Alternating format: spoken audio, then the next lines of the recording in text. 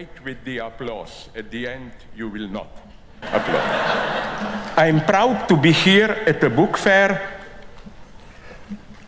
because books, as we heard it again and again today, are needed more than ever. Without them, there is no solution to the terrifying Gaza war. Why? I unconditionally condemn the Hamas attack on Israelis close to Gaza border without any ifs and buts. And I give Israel the right to defend itself and destroy the threat. However, I notice a strange thing. The moment one mentions the need to analyze the complex background of the situation, one is, as a rule, accused of supporting or justifying Hamas terrorism. Are we aware how weird this prohibition to analyze, to see the complexity is? In what society does this prohibition belong? Here, my first provocation, in a society which is, it's not here, which is structured like Waben, honeycomb. What an idiot did choose this as a light word. Do you know how Hanis live? It's the most totalitarian society you can imagine. More than 80% are women who are de facto castrated, not allowed to develop sexually, they just work.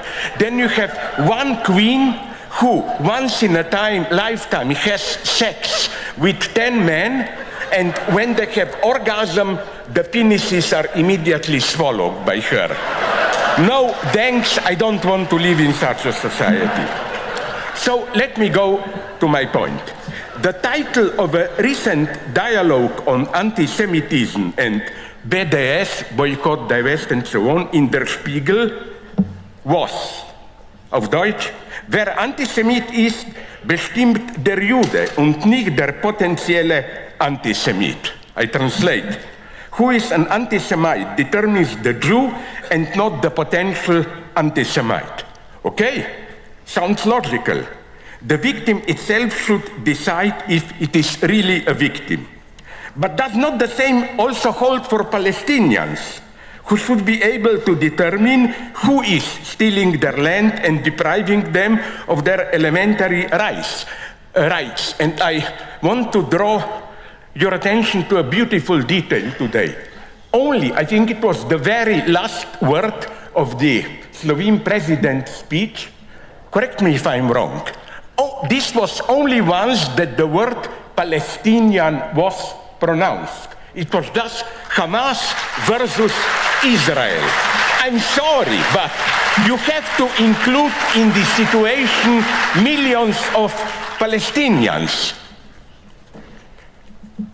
Further point, by analyzing the background, I don't mean the utter stupidity masquerading as a deep wisdom. You know that saying, an enemy is someone whose story you have not heard. Sorry, I read Hitler's Mein Kampf. I heard his story. And I love Nazism, not more, but even less.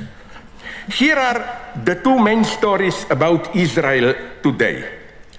Ismail Haniyeh, the leader of Hamas, who of course lives comfortably in a 5-star hotel in Dubai, said on the day of the attack, I quote, "We have only one thing to say to you, Jews. Get out of our land. Get out of our sight. This land is ours. Al-Quds, the term for Jerusalem, is ours. Everything here is ours.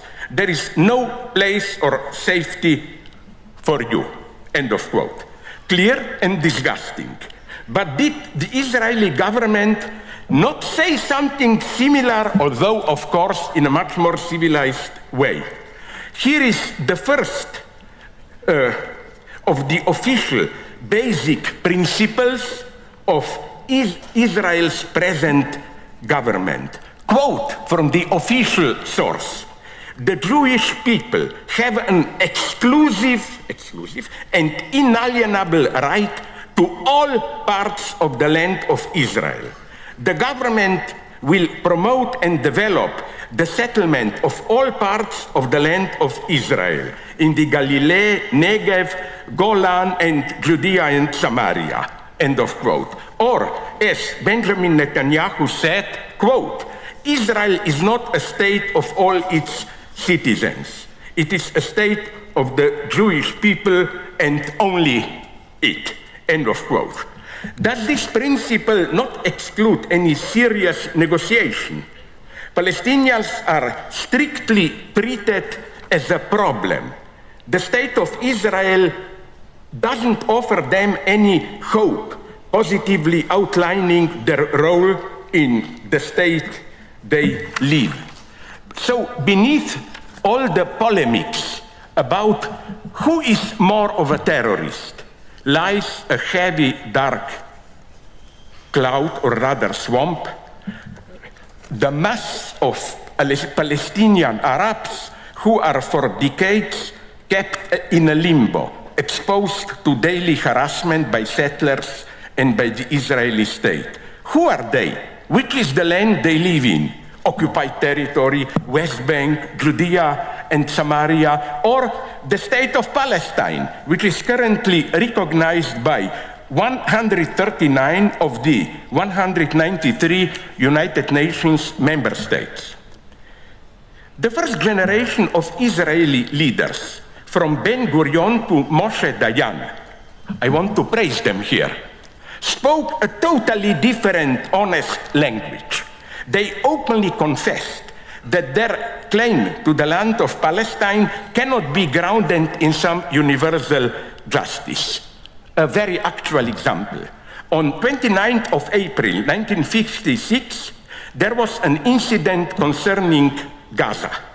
A group of Palestinians from Gaza that had crossed the border to plunder the harvest in the Nahal Oz kibbutz fields. The group then, Roy, a young Jewish member of the kibbutz who patrolled the fields, galloped towards them on his horse to chase them away.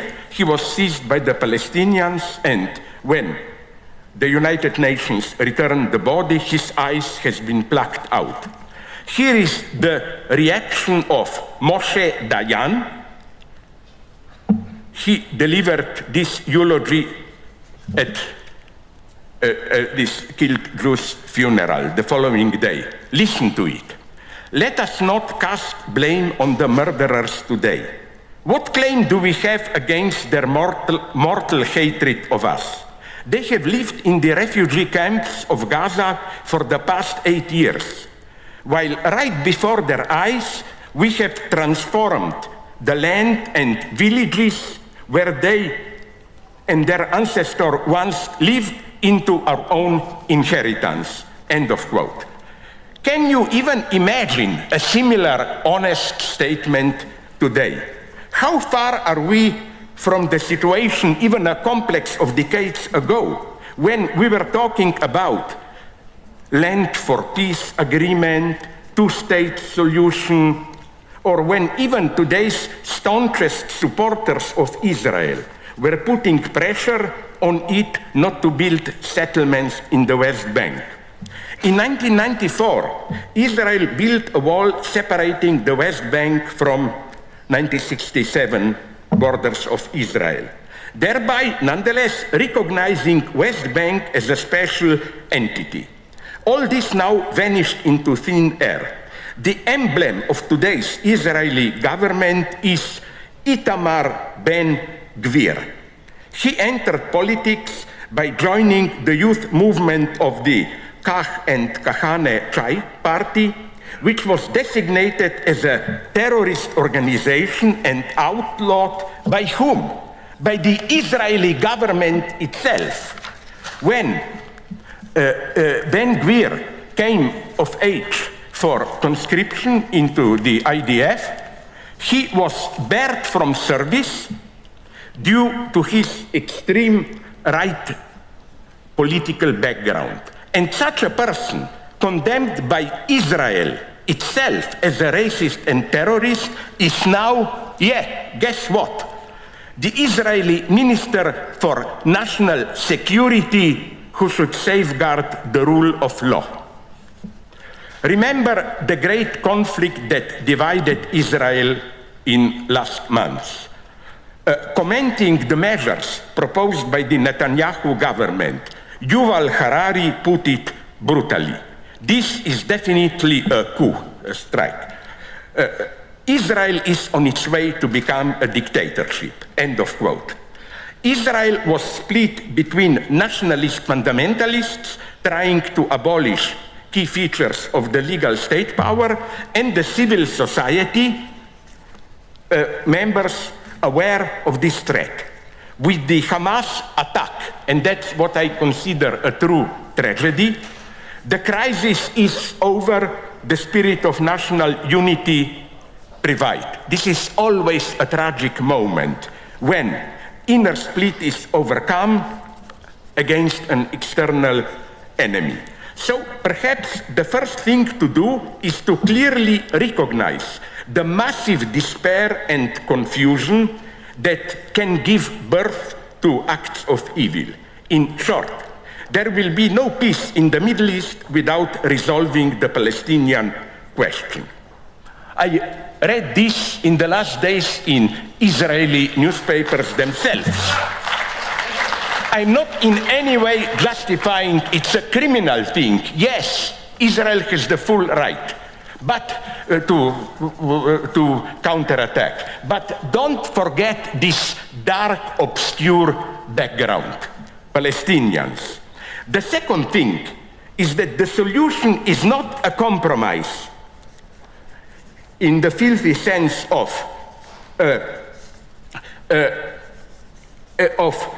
the proper measure between the two extremes. You know, many of my friends claim this. They say, on the one hand, yes, Palestinians have the right to be a little bit anti-Semitic, look what Israel is doing to them. Or on the other hand, Israelis have the right to be a little bit violent, look what we did to them in Holocaust. I think there is nothing to understand here. One should go to the end in both directions, in the defense of the Palestinian rights, as well as in fighting anti-Semitism. You cannot compare this terror of Hamas with what it's doing on the Israeli side. Sorry. I am not comparing. No, it's not relativism. I'm going much.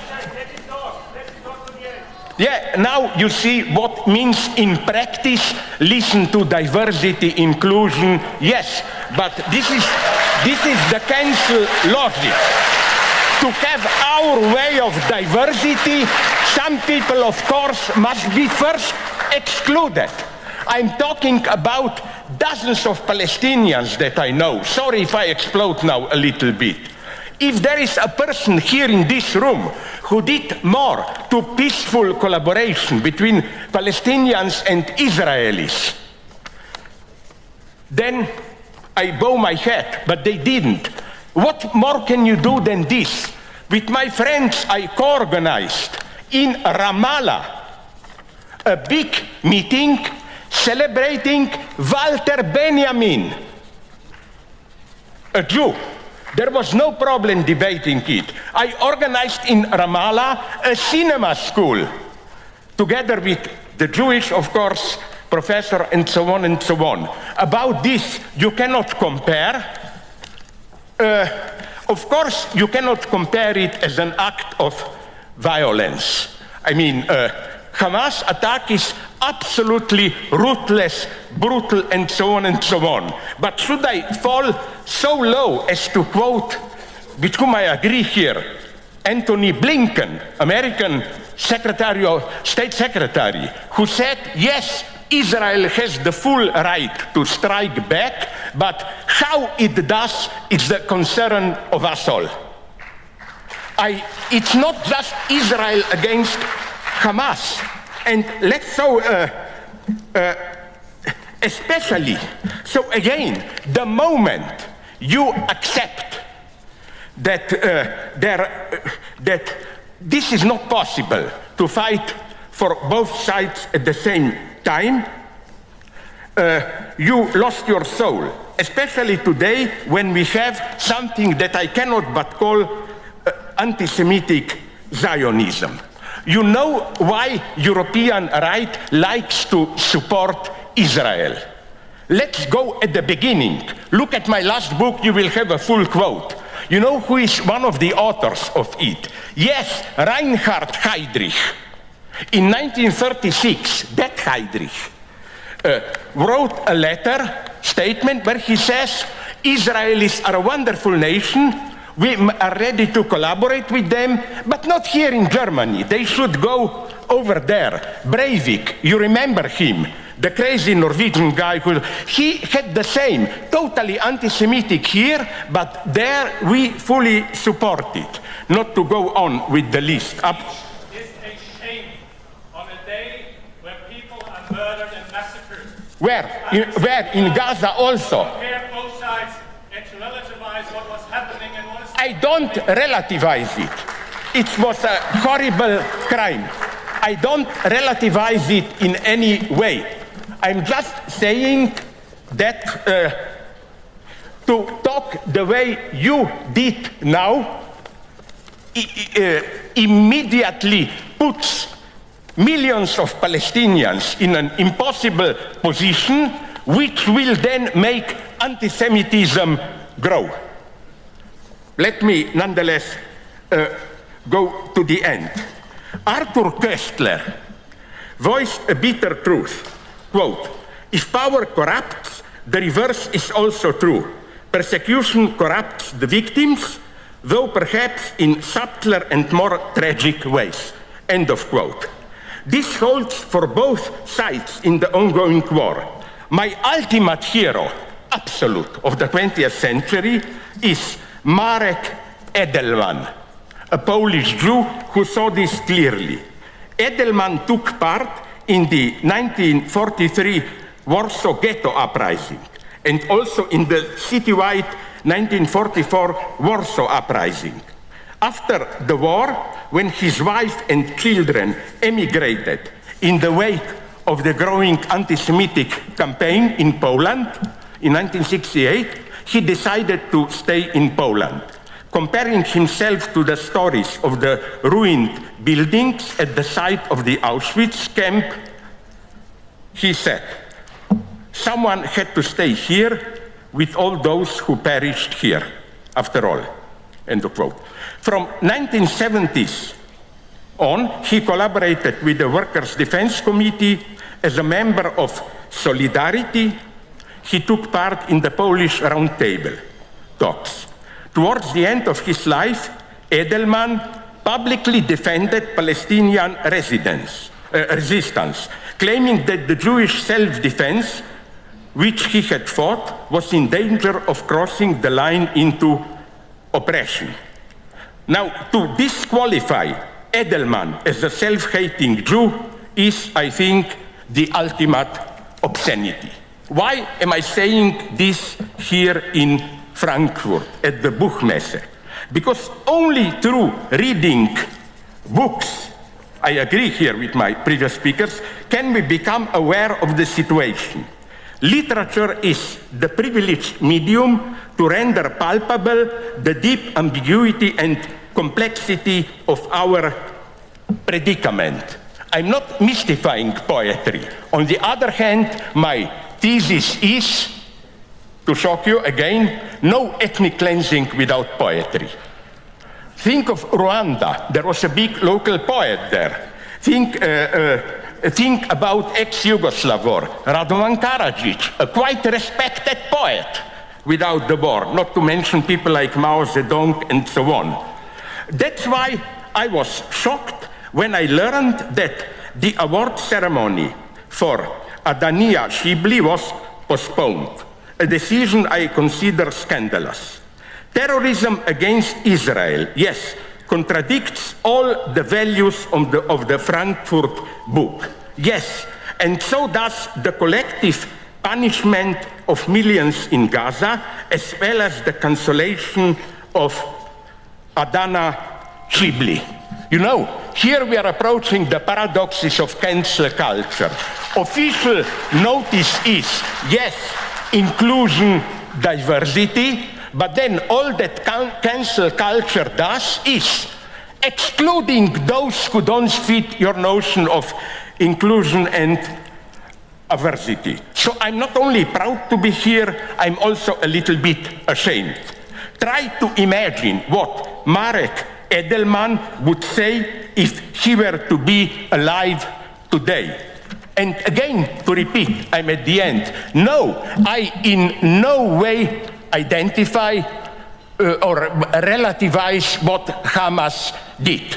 It was an unforgivable, brutal killing spree. Haniyeh says it clearly. It's not just about limiting Israel, it's about the annihilating the state. But the circumstances that I described in no way relativize this crime. They just make us see the background of discontent out of which such crimes, this doesn't justify them in no way, may arise. If we ignore this, if we ignore what is happening now in the West Bank, then we cannot understand the situation. I absolutely recognize fully the right of the state of Israel to exist. I'm absolutely also critical against the Palestinian Authority. For example, I think that Arafat was, in a justified way, characterized as the man who never misses an opportunity to miss an opportunity. It was extremely stupid for him to reject the pact with Ehud Barak government organized by Clinton. So I'm not praising Palestinians. I'm just saying, see their situation on the West Bank. They are in a limbo. It's a tragedy. If you would have said this to other people who spoke before me also, it would have been nice. So, you see, the moment I just said it's not simple, I compare the incomparable. No, I think we should compare it. Thank you.